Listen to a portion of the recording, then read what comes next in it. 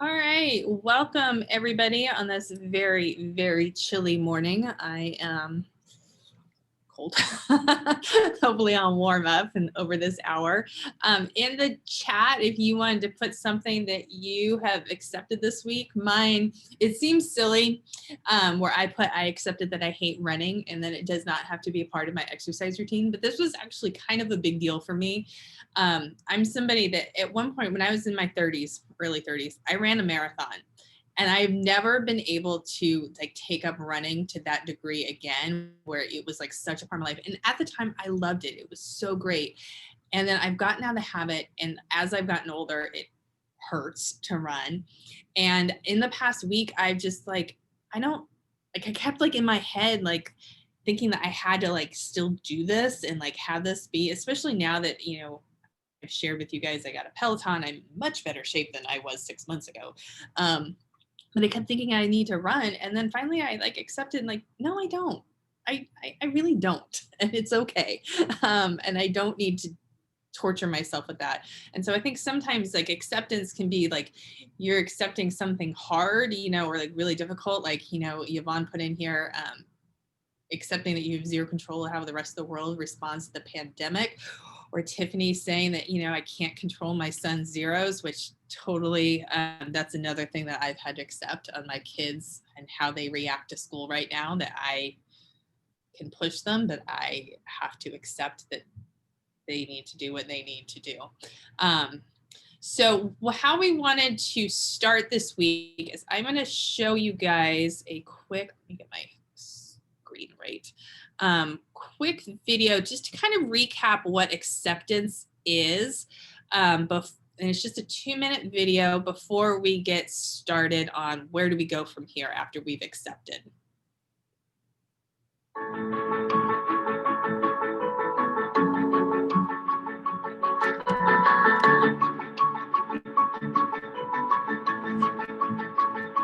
Hi, I'm Dr. Tang, a psychologist in supervised practice with the Child and Youth Mental Health Program.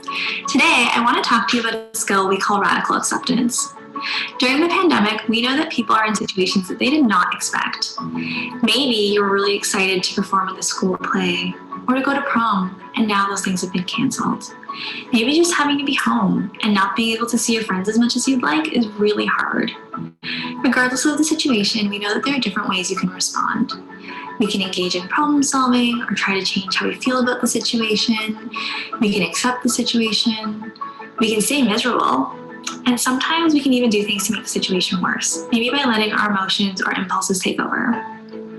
Problem solving is a wonderful option when we can do that, but we know that sometimes some situations just can't be changed. And in those, practicing radical acceptance can be really helpful.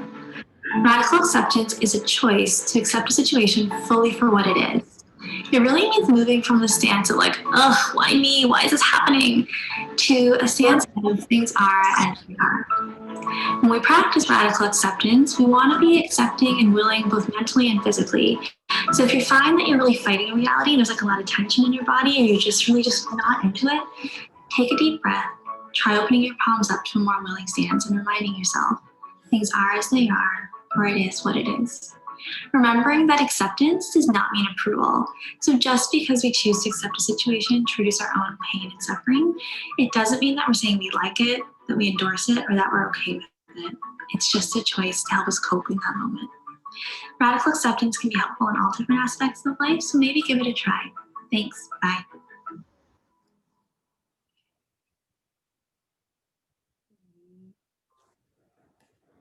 All right, so that was just kind of a recap, just in case you weren't with us last week or just wanted a refresher on what a radical acceptance is. One thing that, I've thought a lot about this week with this idea of radical acceptance is in no way is it easy. And sometimes it's not as simple as just being like, you know what, this is the way it is and I accept this. Sometimes you have to like fight through a lot of the emotions and I think that that's a part, like you have to go through that process. You have to feel all of the feelings. I don't know if Yvonne, you want to share what we were just talking about with your blood is like boiling and I'm trying to like So it's funny because when the things I was trying to accept last week are much different than the things I'm trying to accept now. And I felt like I had a good hold on things like, okay, this sucks. We're in the pandemic. This is life. Well, on Friday, my kids typically go over to dinner at their grandparents' house. And come to find out, I didn't go, but my brother in law was not feeling well, but nobody told me that. And on the next day, found out that he had tested positive for COVID. Well, I didn't know. Nobody told me. Of course, I'm freaking out. My brother-in-law's very, he was very sick. And then I found out that my mother-in-law already knew all this, but didn't want to tell us because she was afraid that we might not want to come over for dinner. And so I was like, okay, I can't go backwards. I can't change it. It happened. I found out that my two littles were sitting on both sides of their uncle who's very sick. Yeah. So, and then, once they found out, like, I guess she told my husband when he, once like halfway through the night. And then I'm like, why didn't you leave? Like, what's wrong with you?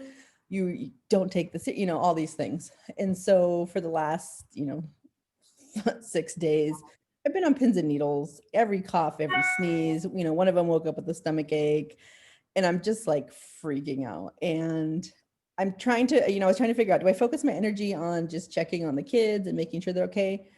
Because the anger inside of me is like bubbling up, like I can't even like describe it. Like my hands are like shaking when I think about it. So as of this morning, everybody's tested negative so far. We'll take another test next week. And I'm just trying to, because I already like this morning, my first reaction was, we are never going there again because I don't trust anyone and blah, blah, blah. And I'm just mad, and I'm mad at my husband, and it doesn't change what happened.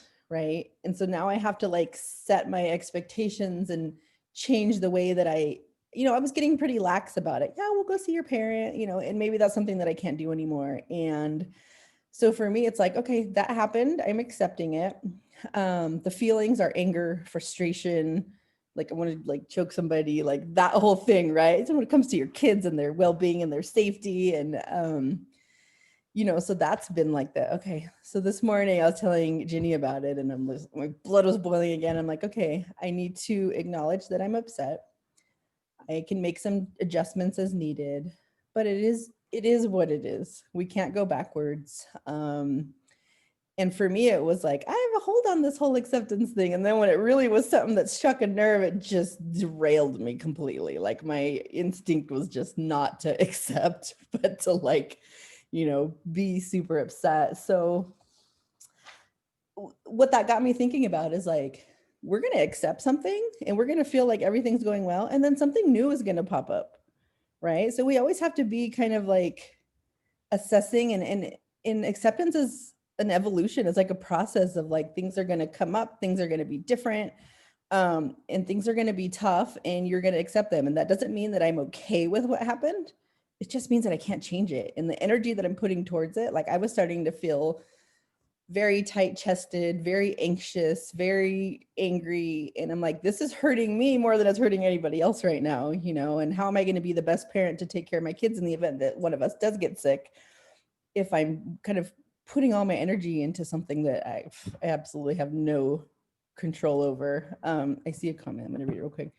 And thank you, Yvonne, for sharing that. And I wanted you to share it because I think, last week when we were talking about it, it was kind of almost theoretical in a sense, even though we were talking about pandemic and distance learning, which we're all experiencing. But this was just like such a real life with like fresh emotions. And that, when we're talking about acceptance, we're never saying that you don't feel the emotions. You feel them, you like let them, but you don't linger in them. You don't continue, like you feel them, for however long that you feel them, because sometimes, something you have to accept is horrible. Like it's, sometimes the death of a loved one is sometimes something that we have to accept. That's never going to be easy. And that, process will take a long time, so it's never about not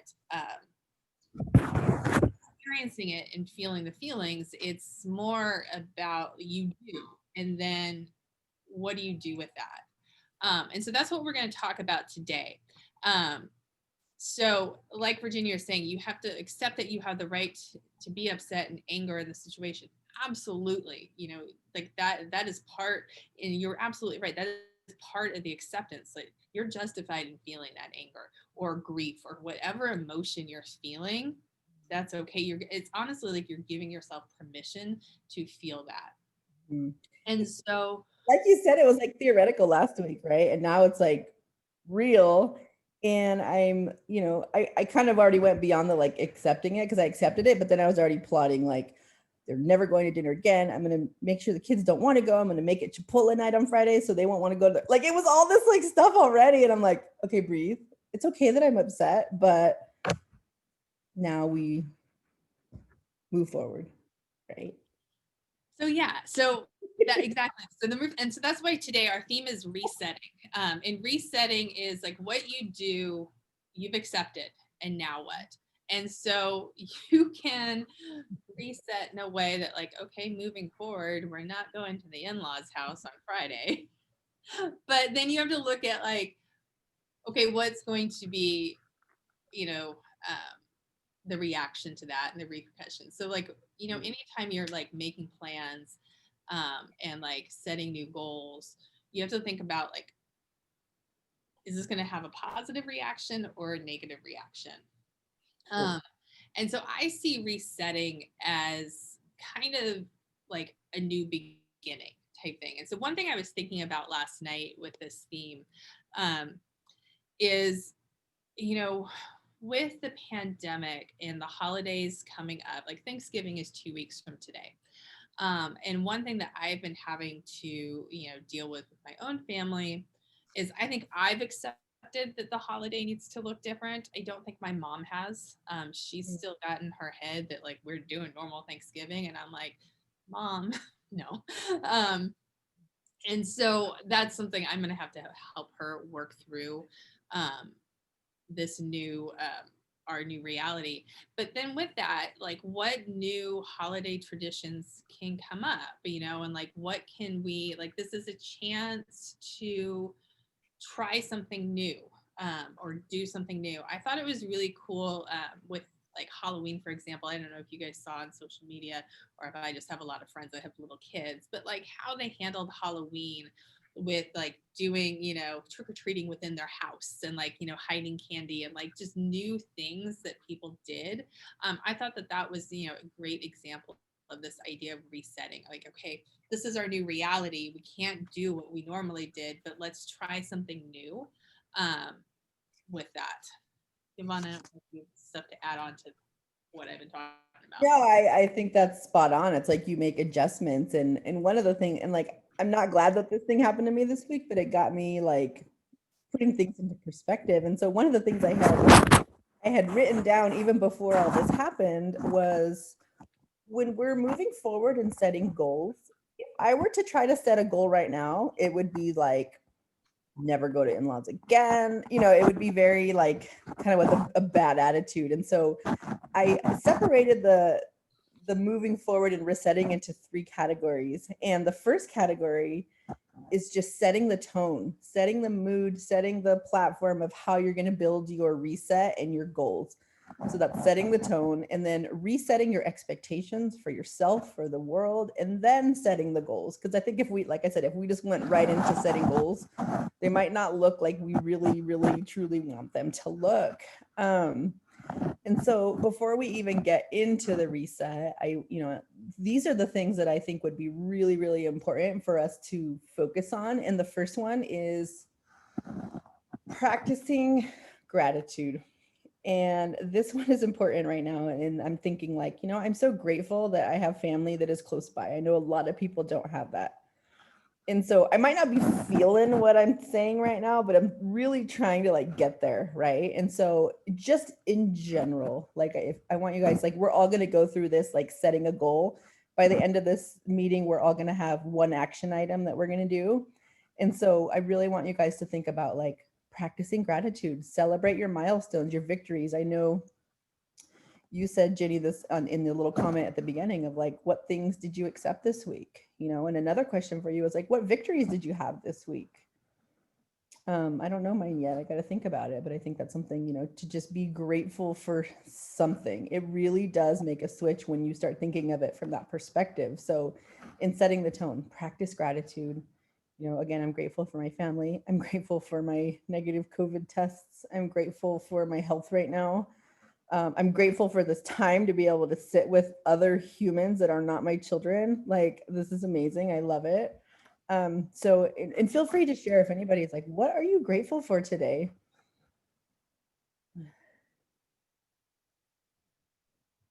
And you can throw it in the chat too.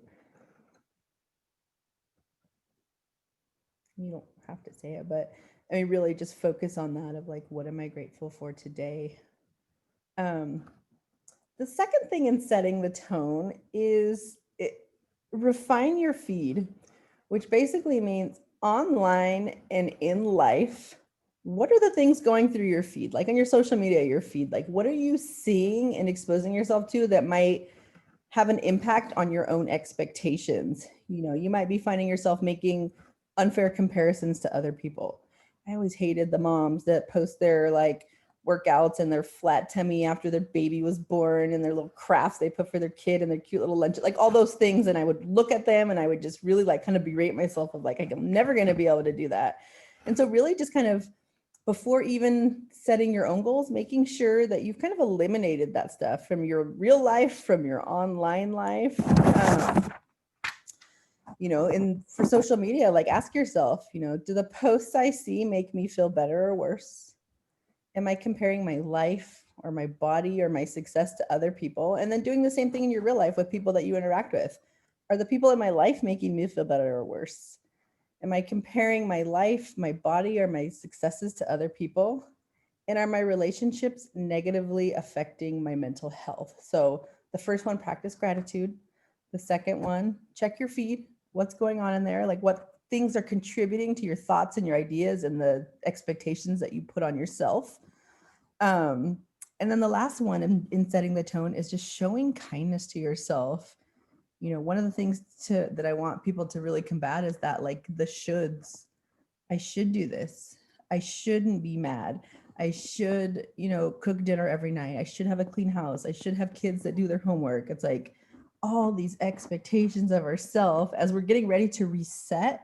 I really want you guys to check yourself of like, what are those things that I'm telling myself that I'm supposed to do? And where does that thought even come from? Like, why am I supposed to have, a beautiful Martha Stewart turkey on my table for Thanksgiving, right? Like, why isn't it okay that I pick up my turkey from Popeyes? Those kind of things. Like, where are you getting those ideas? And that's just showing kindness to yourself, making sure that you're practicing self-care and just showing yourself kindness and doing the best with what you have. Anybody have any thoughts or comments in this area when we're talking about just setting the tone? Is there anything you guys can do or have thought about that would, help you set that positive, kind tone for yourself before you start setting your expectations? It's a hard one because they're kind of everywhere, right? Whether it's you have family that you talk to that has it all together, or again, just the things that you see. But I think it's really important to just focus on you without making those comparisons to the rest of the world. Because otherwise, that's where those impossible expectations and goals come from. So the second part is, to reset and manage our expectations. So I was kind of jotting down all the things we expect of ourselves, and I wrote some down. And then if you guys want to add some in the chat, you totally can. I expect myself to work tirelessly. I expect myself to have the same level of high energy every day to get things done. I expect myself to keep up with other people. I expect myself to, work out and cook and do all those things that other moms on Facebook do. I expect myself to experience emotions quickly and get through things without giving myself time to feel. I expect myself to complete all my to-do lists. I expect myself to handle difficult times like a to-do list. I expect myself to be quick with my sadness or my other feelings. So just as a mom, as a friend, as a sister, as a child, like what kind of things do you expect of yourself? Like I expect myself to pull it together in the morning and put makeup on and, put a smiling face on. Like what are the things for you that you expect yourself to do? And so I want you to like, either put them in the chat or just, think about them of like, what is it that you feel you're supposed to do? How about you, Jenny? God, I'm thinking about this. I think I expect that I am aware of my kids' emotions and how they're feeling and what they're struggling with. And so that's something like when I don't know what's going on with them, it's very hard for me. So I also expect that I'm able to perfectly balance my home life and my work life and that I've got it all like, I got all those balls that I'm juggling and that they're all still in the air and like I'm like on top of it. And that I make it seem easy. So yeah. I always try to like, and you've seen my stupid social media posts of like, I always try to like let people know that it isn't easy and that it sucks and stuff happens and I don't have it all together, because really the majority of what I see and hear is that everybody else does. And that's where all those shoulds come for me, like I should be a better mom. I shouldn't yell at my kids. I should, have quality time with them every day. And when I look at like what the last couple of weeks have looked like around here, it's like we've eaten a lot of pizza. We've not gone for walks. And so I tend to focus on the things that I haven't done yet. I see a comment coming up.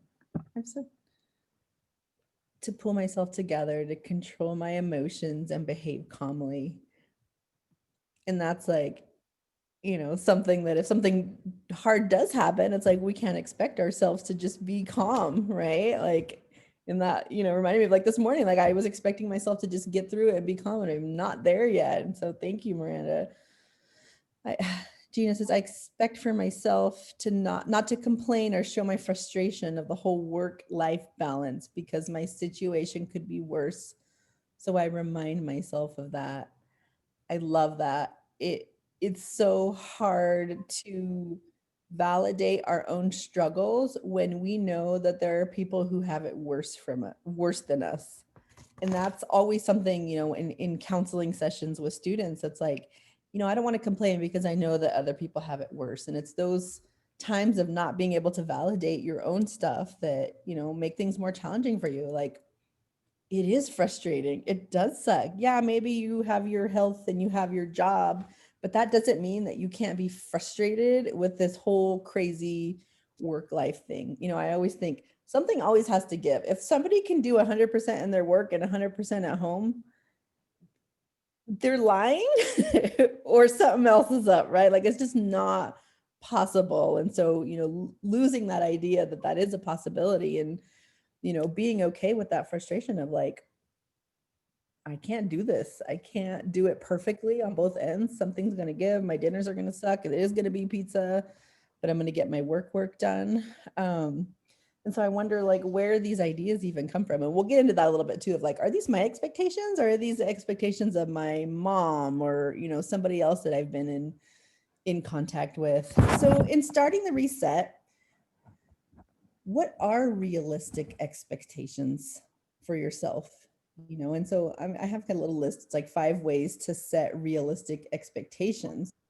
So this is before we actually do our goal setting. This is just setting the expectations of what our goals are going to look like. And the first part is getting clear on your values. So as a parent, what do you want to show your child? What memories do you want them to have? What do you want to pass on to them? What are all the ways you can make that happen without having to be perfect? These are the questions that help us clarify where we want to place our intention and our focus, to create an outcome that feels acceptable, even if it's not perfect, right? Like for me, I want my kids to get through this situation here that we have going on with, a new appreciation for the little things, right? And they can do that without me making a perfect dinner. So for me, that's one of the things that I have of like, okay, it doesn't have to be perfect. The second one is just evaluate your expectations, explore these questions, what has the past proven to me about this expectation? If my expectation is that I work out every single day, like really hard for an hour and a half, in the past, I've failed that goal every single time. So I want to make sure that my goal is realistic. Maybe it's more realistic for me to say like, hey, twice a week, I'm going to get on that bike, instead of like 7 days hardcore, going to go and put dinner on the table and it's going to have little garnishes on it. That's not realistic for me. So making sure that we're evaluating our expectations.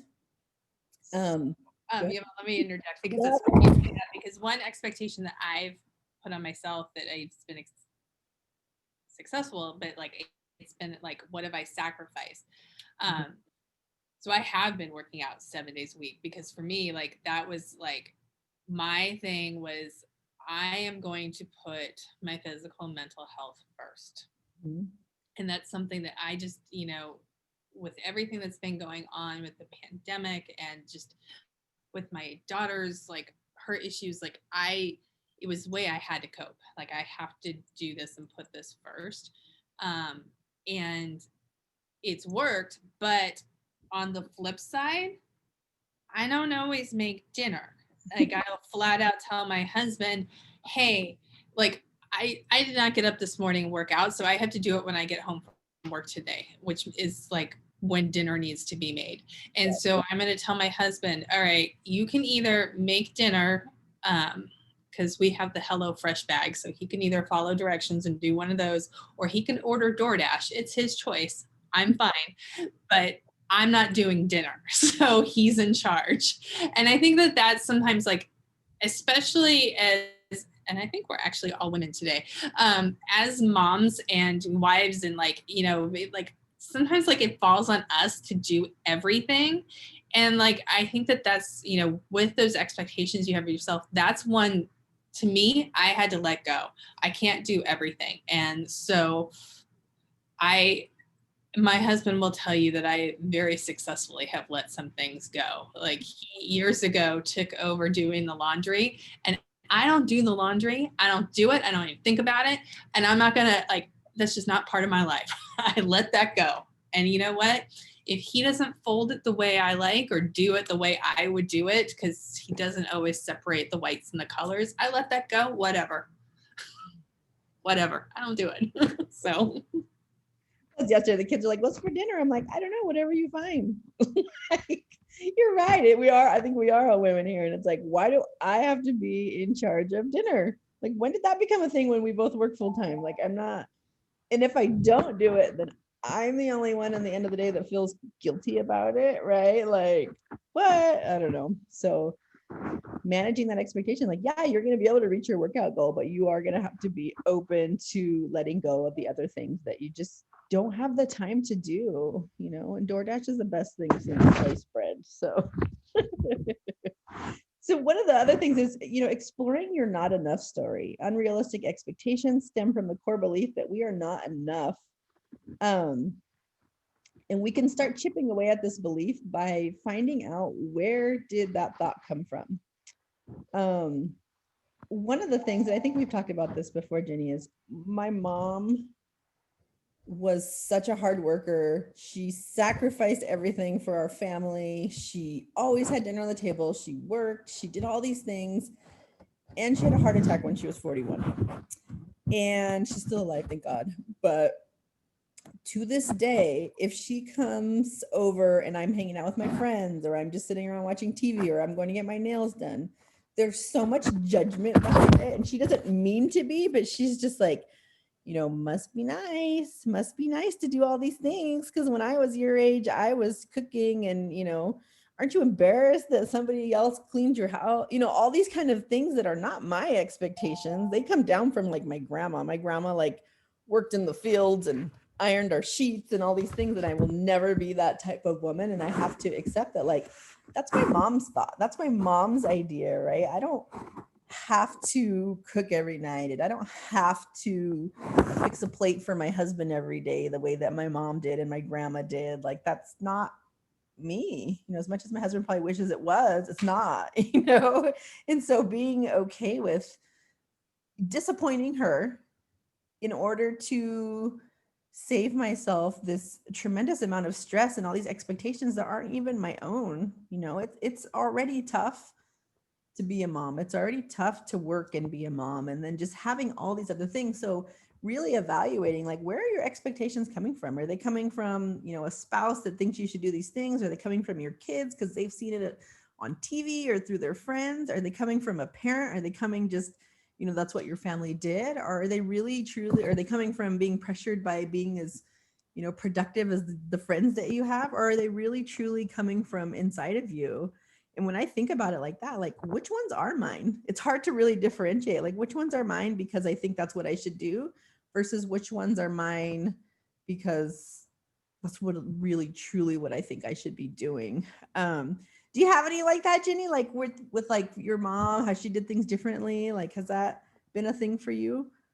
Um, for sure. You know, my mom also always, she didn't work, but you know, she was a stay-at-home mom, and so she did like everything around the house. I mean, she just did everything, and she's an exceptional. And just always everything was from scratch, and so every time I buy a you know, pre-made pie crust, I like feel her judgment in my head. Like, so, you know, things like that. I mean, but I just don't tell her. I feel about tortillas. I'm like, oh God, who has time to make them? Like, right? Like, crazy. But it's true how like that like really like is in your head of like, you know, every time you make a pie, you have to think about that. Like, ooh. Virginia, you threw your hand up. Yeah, so that ties back to my whole being grateful for understanding because any understanding that I get is completely appreciated. Whether it's my husband saying, "Hey, I'll make dinner twice a week, you make dinner 3 times a week," or me telling my mom, "Hey, I don't want you to come over. We have to stay safe." Or we're not going over to have, Thanksgiving or whatever. And people are understanding, and it's just so nice to be able to have people because it's not always like that. And it was a struggle, like in the beginning, where one time I had told my mom that I didn't want her to come over, and she completely took it like, "What are you talking about?" And I'm like, "No, it's not only for like our safety, but your safety, because I work in a hospital. So, you need to understand." But she wouldn't talk to me for like a couple weeks after that, thinking that I was just the worst daughter. And I'm like, "No," until finally pretty much the majority of my family came down with COVID. And then it was understanding, like, "Oh, I totally get it. Now I understand," and it relieves that pressure. Like any pressure that I may have, it's probably because somebody else just doesn't quite understand. I hope everybody's healthy now. Yes, yes, they are all healthy. Thank God. I mean, and this is a really interesting time too, because I'm a very passive person. I am very non-confrontational, and it is hard for me to say, you know, please, you know, the guy behind me breathing down my neck, like, "Hey, would you mind taking a few steps back? You're really close to me." Like, that's not my nature, but it's something that I've had to step into. I had an experience where this guy was like, I don't know if he was drunk or he was just really trying to talk to me and be in my face. And normally I would just kind of take it, but it really like took a lot for me to be like, "Please stand back," you know, those kind of things. And it's even harder with the people we love, right? We just canceled our Thanksgiving with my parents, and they understand that we're trying to protect them. But these are just things of like, we're expected to be, you know, accommodating and nice and sweet and nurturing and inviting and all these things that we're not able to do right now. And so really making sure that all of the expectations we're setting are in the benefit of, or, you know, beneficial for our own families and not just the feelings of other people.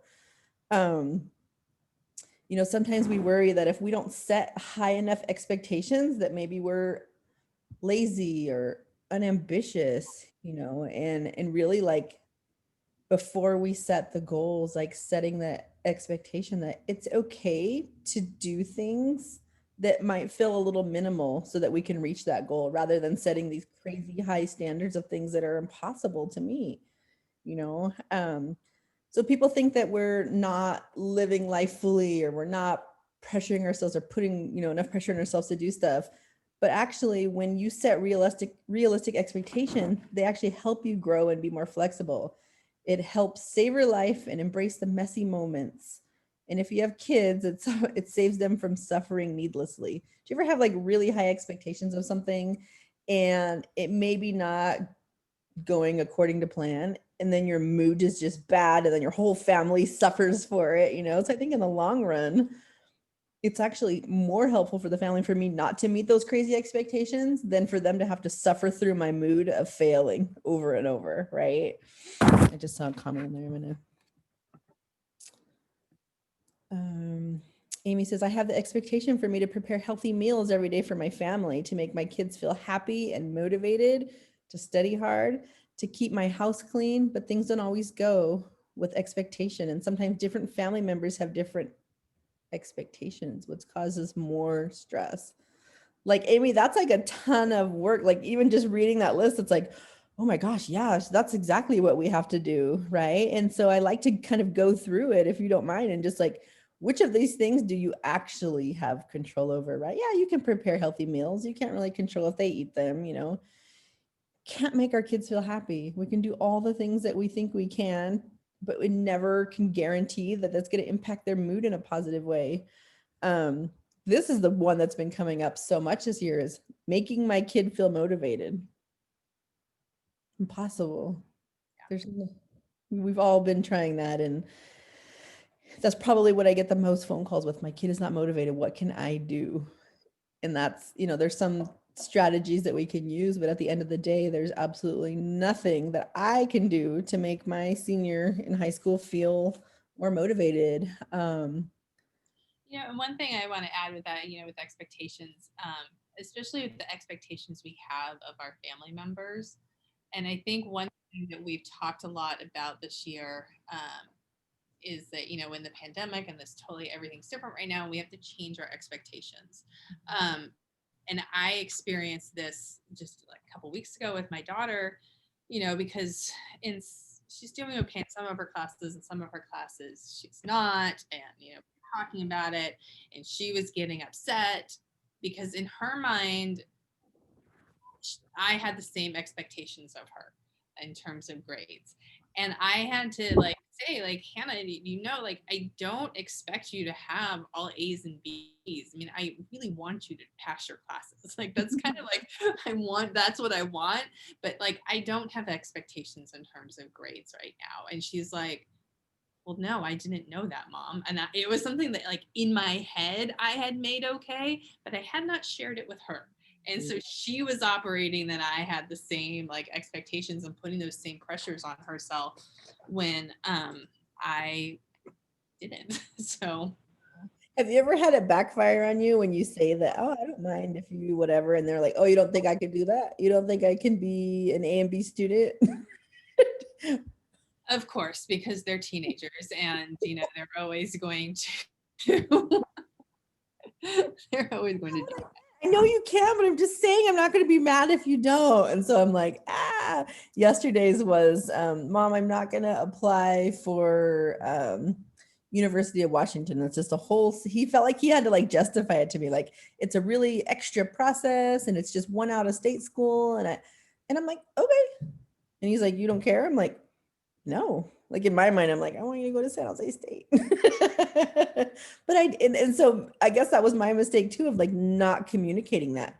I don't care where you go to college. I would like you to go to college, but as far as where you go or where you get into, yeah, I'm content in it. And so, we talked about setting the tone, managing our expectations, making sure they're our own, and then we're moving into setting goals. And like I said, we're all going to leave here with an action item. And so the next activity is kind of to get you to figure out which action item is going to be a priority for you. So there's a couple questions. And the first one is, and I mentioned this before, of what tiny victory have you achieved in the past week? And we talked about accepting, but just any victory, whether it's I got on the treadmill for 10 minutes, whether it's I made one really nice dinner for the family.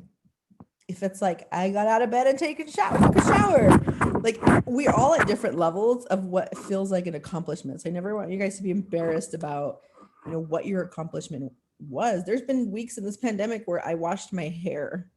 That was like my big feat of the week. And then there's been some where like, hey, I pulled off a really nice dinner and we had a family board game night and it was awesome. So we're just finding tiny victories, nothing that, you have to like, that had to be like a huge deal, but just something that went well, something that you did, something that you accomplished. I'll say mine was, we were in quarantine this week. I couldn't leave the house. I was supposed to do a backyard wedding for my sister.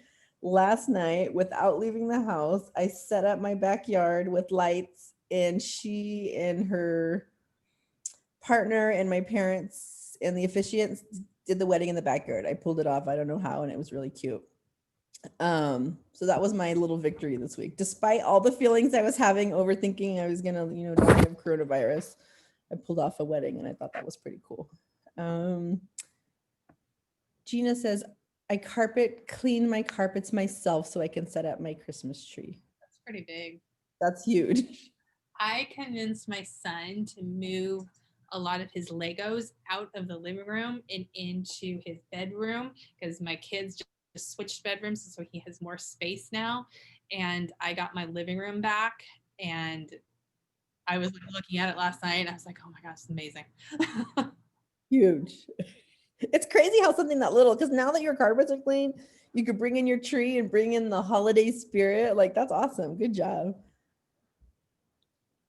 Anyone else want to share? It could be little, it could be big. Any victory. And even if you don't want to share, just think about it. Like, what was it this week that made me feel like I did something right? Like I accomplished something, that I was victorious in some way. I'm not going to do the professional goals. Some of us work, some of us don't. So I want you to think about a priority in your personal life. What would you say is a priority in your personal life? Miranda was able to get kids out for a haircut. It probably felt really good. I'm sick of looking at my shaggy kids right now. I'm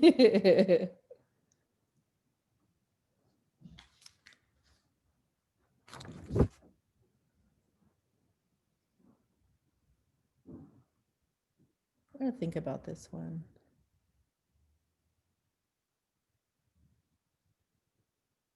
I think for me, the priority in my personal life,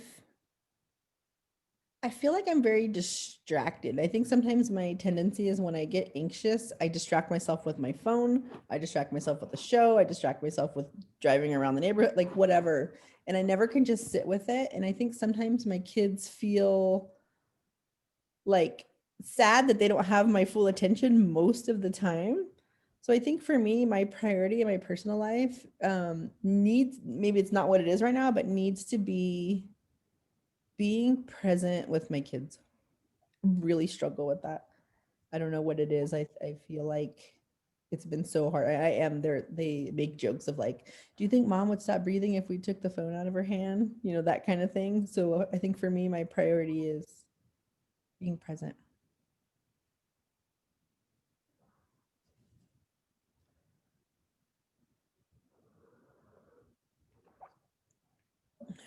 I think for me is, in this health focused, I've gotten really good at the exercise, but like, oh my God, I eat junk food like you would not believe. And it's just, I need to make that a priority in my diet and like figure out how to eat in a way that's healthy and not slowly killing me because sugar is poison and I need to not have that. Virginia says, I feel the same way. As me or as Ginny or both? Oh, I love it. We have just, oh, okay. So being present with your family. Virginia's going to go camping this weekend to unplug and spend time with each other. That made me like, want to cry. I'm like, that's a great idea when I'm not quarantined anymore. I love that. This is such a unique time to like connect with our families, and I don't want to jeopardize that, you know.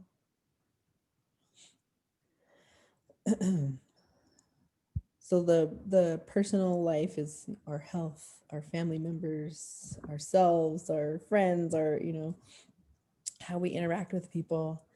And then the next question, as we're just trying to discover like what our goals are going to be, is what are some ways you're going to go easy on yourself this week?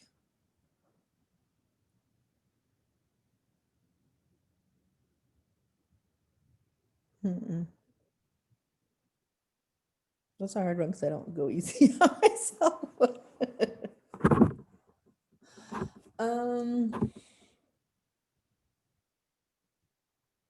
I think I'm going to create a plan this week that, because for me, cooking isn't the issue. It's coming up with what to cook with, what to cook. Like we're all over spaghetti and tacos, right? So I think for me this week to go easy on myself, I don't have to cook dinner 7 times this week. I think I'm going to try to like maybe incorporate the like spending time with the family with maybe we can all sit on our laptops and everybody picks out one recipe that they either do or help me with. I think that would really help me just have like some extra time for me and not feel so much pressure of like trying to feed everyone 3 meals a day. So that'll be mine. I'm going to go easy on myself by letting myself off the hook for being responsible for everything that these kids eat. And it sounds silly, but that would just, I've actually felt some weight lift off my chest when I said it.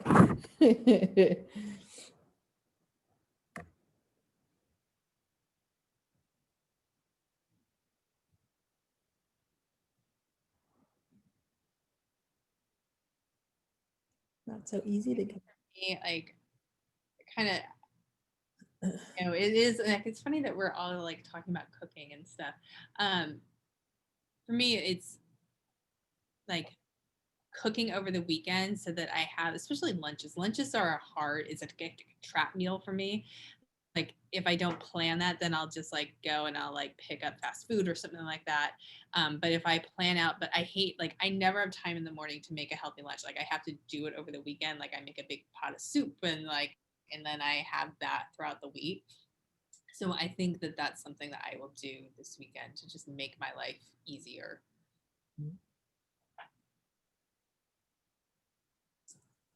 Ginny, I don't know if you got that link I sent you, or I don't know how I sent it to you, if it was a PDF or a worksheet.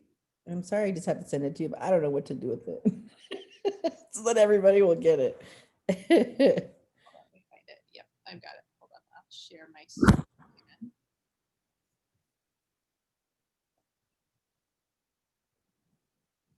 Okay. This intention guide. Yeah, I think sometimes if we have like a concrete goal, like if we have something that we can really focus on, and it can be, you know, I think it should go hand in hand with that, like how are you going to be easier on yourself this week. I think that should be the thing. And so maybe the one that I said would be like the cooking thing. But actually I think my goal this week is going to be more present with the kids. Why do I want this is a question. One, I think that it means so much to them. Even if I just, you know, they had me watch The Mandalorian, which I really didn't want to watch. I ended up really liking it, but they were so like, it was so funny because they were actually like watching me watch it. They've already seen it. And they were just like looking for my reactions. And every like 10 minutes they would check in to make sure I understood what was going on and what planet we were on or whatever. And it was like, all I have to do is sit on my butt and watch TV. And it meant so much to them to like just connect with them on what um, on what something that they're super interested in. And so I'm really glad that I did that. So why I want it is just because I know how good it makes them feel. I guess my complete buy would be the end of the week. My action steps are really need to be to stay off my phone, to really limit my time on my phone, to be an active listener. Sometimes my kids talk about stuff I really couldn't care less about, but at least trying to be an active listener with them. And I was gonna say stay home, but I don't really have a choice. So that should definitely help with quality time with my family. I can't run to Ross or TJ Maxx. And my motivation, I guess, is just like my love for them and my desire for them to like make the most of this experience of being home with us. I don't want them to remember the pandemic of like mom being checked out while we just like tried to like find things to eat and play video games. I want it to be more than that. I guess what's in my way is me and my phone addiction, probably. I think what it'll feel like to reach that goal for me would be to feel reconnected to them, to feel like they're gonna, that hopefully they're having a more positive experience just being home. Like this little shift for me can be really like life-changing for me, I think. So if you guys just take a look at this and really like come up with your goal, your action steps, realize what will get in the way for you and make it something super like manageable. I don't want it to be like, I've never ran before and by the end of the week I'm going to run 20 miles, something that is doable. How about you, Ginny? With this sheet. I think I'm gonna keep a food diary for a week, which I have not been able to do. Like I'll do one day and then like stop because I don't like to do it. I have a My Fitness Pal group where we can all see what each other eats. And last night, like, Jack in the Box tacos, I was like praying that nobody was reading. You're welcome to join the group.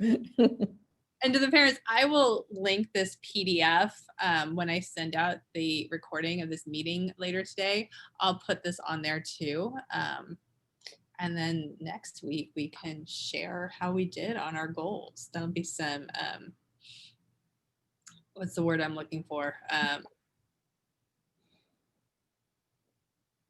Motivation? No, that's not the right word. I'm having a brain fart. So I think that I mean, to go back to, stop sharing, to, and recap, like, so we have acceptance and, we have a situation we don't like. And so we accept that's where we're at. And then the resetting is, okay, that's our current reality. I think, acceptance, I think it's important to like, really when you get down to acceptance, it's accepting that this is like my current reality. This is the situation I'm in right now. And so then you accept it and then you say, okay, now what? And that's what, to me, where the resetting comes in. It's like setting a new beginning and like a new, how you go forward. And so with that, and that's why we have the goal setting, and like that little, that sheet, and, graphic organizer, to help with that, because with any new beginning, you set new goals. And so, yeah. I'm going to print mine out and post it on my little office wall, and then my kids will read it and definitely help hold me accountable. Good. So next week we'll share how we all did, though this isn't our topic for next week. I think next week our topic is, I think it's fear of missing out. I think we'll be creative and connect the two. We definitely will. All right. Well, thank you everybody for joining us for this hour. Have a good rest of your day. Stay warm. Drink some tea or some coffee. Set your goal. Your goal. And good luck with your goals. Yeah. Thank you, everybody. Bye. All right. Have a good day. You too.